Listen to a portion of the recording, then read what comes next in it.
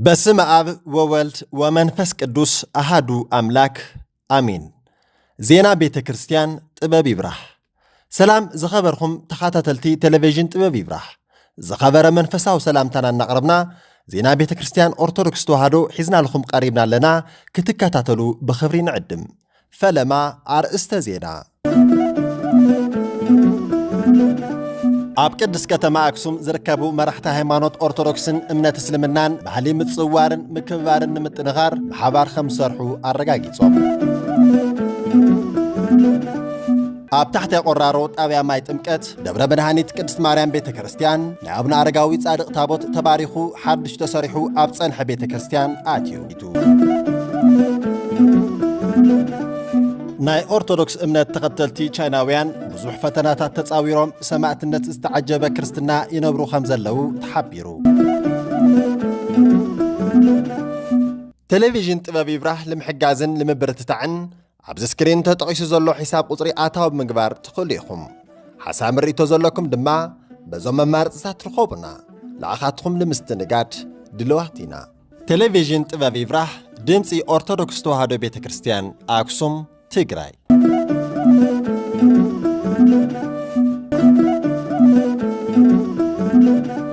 ኣብ ቅድስ ከተማ ኣክሱም ዝርከቡ መራሕቲ ሃይማኖት ኦርቶዶክስን እምነት እስልምናን ባህሊ ምጽዋርን ምክብባርን ንምጥንኻር ብሓባር ከም ዝሰርሑ ኣረጋጊጾም 12 ሚያዝያ 2018 ዓመተ ምህረት ዝተኻየደ እዚ መድረኽ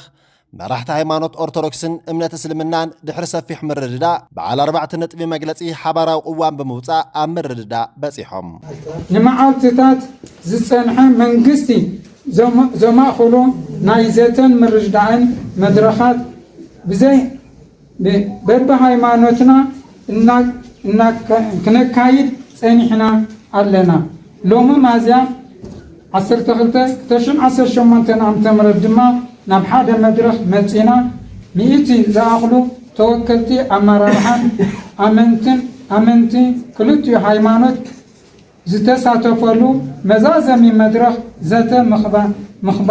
ምክብባርን ምክኣልን ማሕበረሰብ ኣክሱም ብምክያድ ናብ ዝስዕብ መደምደምታን ቅዋም መግለጽን በጺሕና ኣለና بيناون حبراون زتا ككايدو زقنيو مرحت هيمانوت كريستنان امنت اسلمنان كتما اكسوم تقاريب خا اهن مين كبال بزي مخالون نغونصي زعدمو منقسقاسات بمنبارومن زمانات تخايلو زنبره صعاب هيمانوت اورثودوكسن امنت اسلمنان نابزي تدلي غونصي كمرح غيرو ايو ጥቅምቲ 2017 ዓመተ ምህረት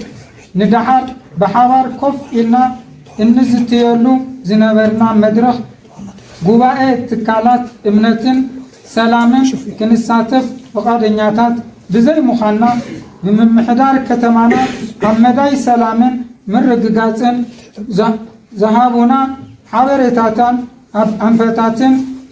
ملينا أب مقبالن مخبارن بزنابير كفتات مخنيات نقرات كاب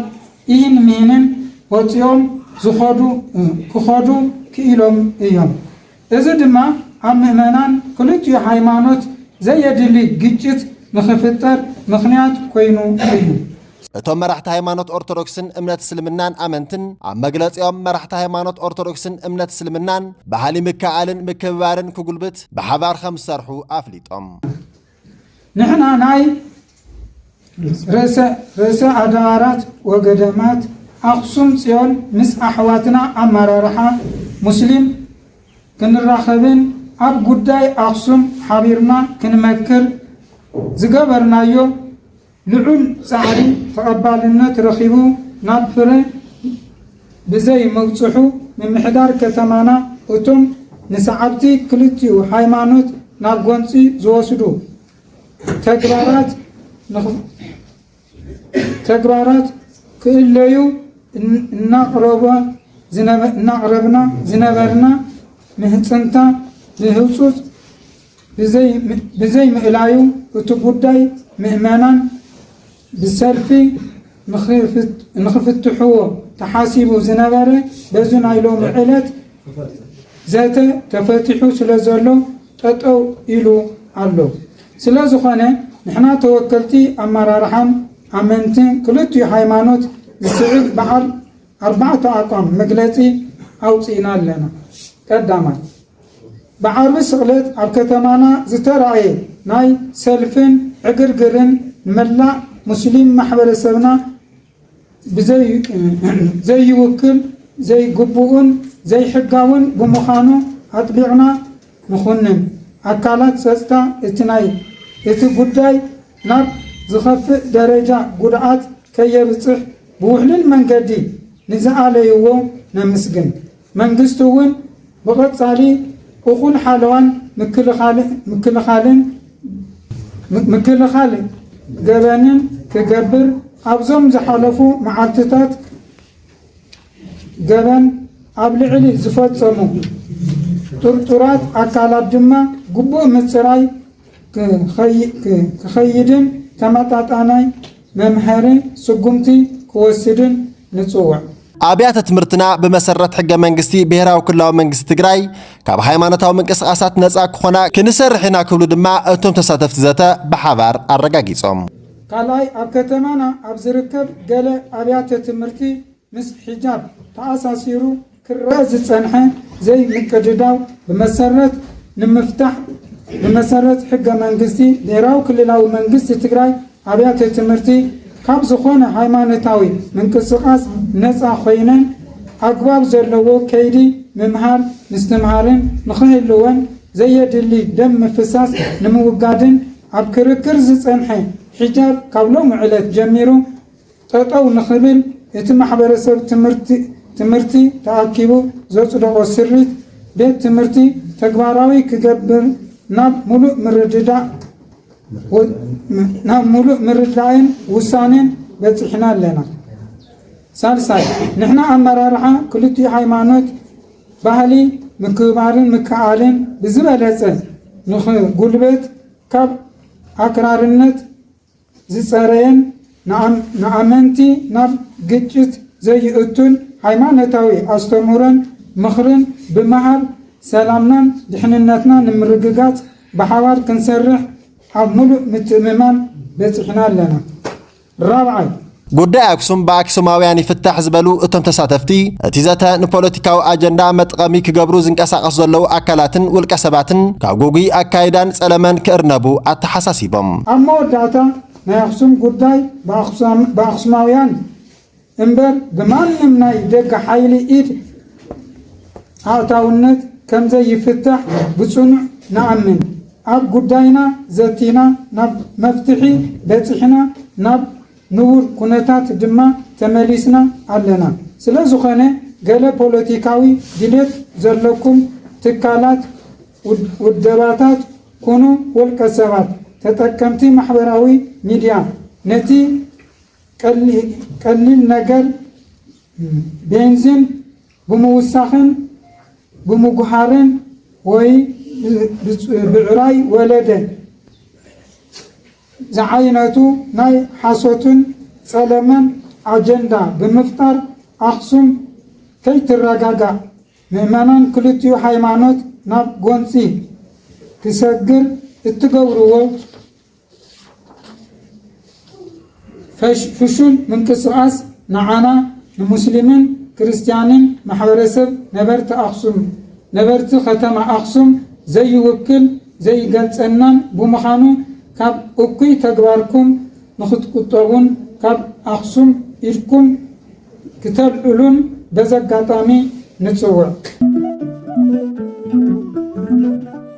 ኣብ ታሕቲ ቆራሮ ጣብያ ማይ ጥምቀት ደብረ መድኃኒት ቅድስት ማርያም ቤተ ክርስቲያን ናይ አቡነ አረጋዊ ጻድቕ ታቦት ተባሪኹ ሓድሽ ተሰሪሑ ኣብ ጸንሐ ቤተ ክርስቲያን ኣትዩ 14 ሚያዝያ 2018 ዓመተ ምህረት ኣብ ወረዳ ታሕቲ ቆራሮ ጣብያ ማይ ጥምቀት ኣብ እምባ ጤዙ ሰበካ ደብረ መድኃኒት ቅድስት ማርያም ቤተ ክርስቲያን ዝመሓደር ናይ አቡነ አረጋዊ ጻድቕ ታቦት ቤተ ክርስቲያን በብፁዕ አቡነ ጴጥሮስ አባል ቅዱስ ሲኖዶስ ኦርቶዶክስ ተዋሕዶ ቤተ ክርስቲያን ትግራይ ሊቀ ጳጳስ ዞባ ሰሜን ምዕራብ ሽረ እንዳስላሴ ሃገረ ስብከት ተባሪኹ ብዝለዓለ መንፈሳዊ ስነ ስርዓት نابت قدم كبل تسرح تصنح بيت كريستيان آتيو أبتي تخايد سنة سرعات نبرة ارتسفاي تولده وأنا كايد سرح زوا سمينا ومعراب شرندا سلاسي حجر السبكت عباو منكوسات ليكاونت بيت كريستيان خمون نهاجر سبكت ننا يكفلو حلفتي ليكاونت بيت كريستيان عبكتما شرندا سلاسيان كبابي أنزركبو قدامات أدبارات بأما يزغط صور مؤمنان ترخيبهم يوم بصوء أو بيتروس دما بقربانا كنقلقال يفقدنا يلخم نبوزح عامتات كتحاتو تصنيحهم من اكزابير فقاد لومي تفصيم الخم الله انكو عدس بلكم مسبلو مؤمناتن بقربهم منفساوي اغلغلوت كرخبو قبو ايو قندما خلو باغبابن بسرعه بيت كريستيانن ممرحي مسرت كخون يقبا إلهم نايت خبابي سبكا مؤمنان قدم حزي بمغنيات رحقات بيت كريستيان منفساوي اغلغلوت نمركاب اصقامي خمز نبره بمغلاص حزقنا ابقربا بيت كريستيان بمسرحو دسيلنا كبلو حاغوسم غليصوم يوم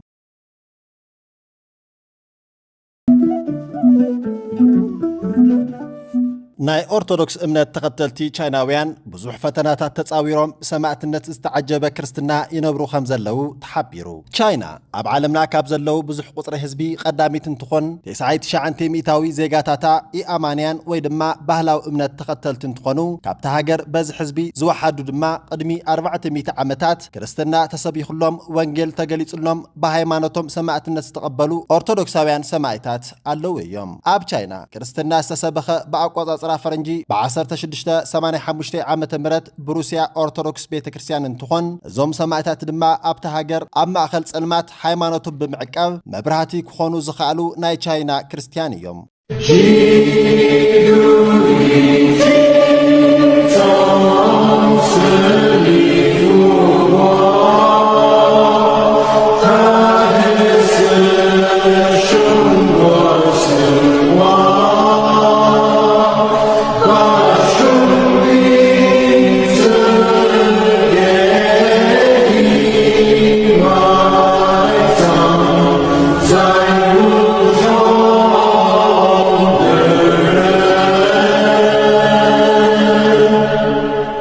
እዞም ሰማዕታት በሓደ ሽዒት 900 ዓመተ ምህረት ብዝነበረ ዓመፅ ናይቶም ዓመፅ ትቡኑን እቲ ሃገር ምስ ተቋጻጸርዋ ነቶም ናይ ክርስትና ሃይማኖት ተኸተልቲ ኣብ ልዕሊኦም መከራ ብምብዛሕ ኣሳቃይምዎም እዮም ክርስትና ንክሓድጉ ሃይማኖቶም ንክኽሕዱ ጻውዒት እንተገበርሎም ንሳቶም ግና ብክርስቶስ ብምእማን መከራን ሰማዕትነትን ብምቕባል ዝርከብ ጥቕሚ ብምእማን ብሃይማኖቶም ዝጸንዑ ኾኑ ኣብቲ ግዜ ክርስቶስ ካብ ምእማን ኣይን ወፂ ሃይማኖትና ኣይን ክሕዲ ብምዋሎም ብካህን ሺቻንግ መርሒነት በእምነቶም ብምጽናዕ እቶም ካህን ምስ መላእ ቤተሰቦም ሓዊሱ 2200 ዝኣኽሉ ኦርቶዶክስ እምነት ኣመንቲ ዝኾኑ ቻይናውያን ሰማዕትነት ተቐቢሎም እዮም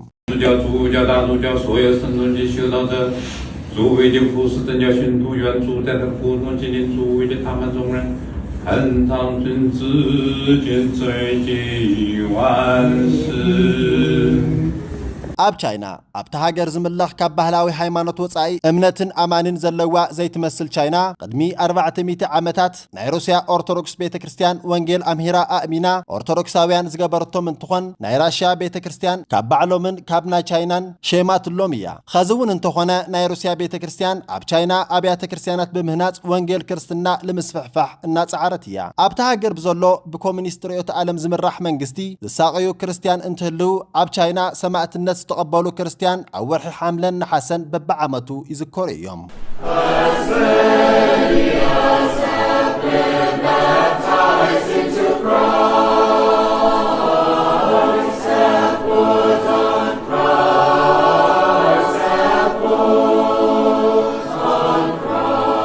ሃይማኖት ኦርቶዶክስ ኣብ ሃገረ ቻይና ንልዕሊ 400 ዓመታት ዘቕፀረ ዋላ እኳ እንተኾነ ከምቶም ዝተፈቕደሎም ዕላዊ ሃይማኖታት እስካብ ኸዚ በቲ መንግስቲ ኣፍልጦ ኣይተባሃቡን እቶም ኣመንቲ ድማ ኣብቶም ዝጸንሑ ታሪካዊ ቦታታት ያገልግሉ ኣብ ከተማታት ሃርቢን ቤጂንግ ሞንጎልያን ወላ ውሕዳት እንተኾኑ ብዙሕ ፈተናታት ተጻዊሮም ፈጣሪዮም ኣብ ምምላኽ ይርከቡ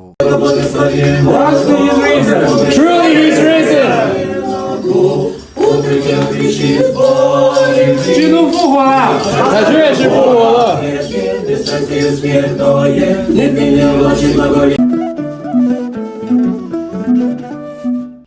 ዝተኸበርኩም ተኸታተልቲ ቴሌቪዥን ጥበብ ይብራህ